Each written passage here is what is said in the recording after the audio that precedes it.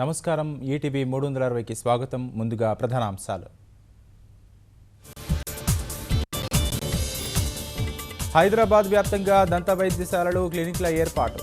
ఉస్మానియాలో అదనపు భవనాలకు లక్ష్మారెడ్డి శంకుస్థాపన. హైదరాబాద్లో బోనాల ఏర్పాట్లపై సర్కారు కసరత్తు. భక్తులకు ఇబ్బంది లేకుండా చర్యలకు మంత్రుల ఆదేశం.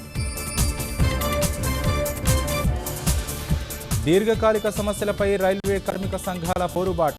జూలై 11 నుంచి నిరవధిక సమ్మె. దక్షిణ మధ్య రైల్వే జీఎంకు నోటీసు. ప్రధాని 5 దేశాల పర్యటన విజయవంతం.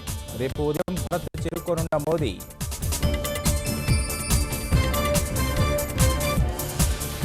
అమెరికా అరిజోనా అడవుల్లో రేగిన కార్చిచ్చు. మంటలార్పేందుకు తీవ్రంగా శ్రమిస్తున్న సిబ్బంది.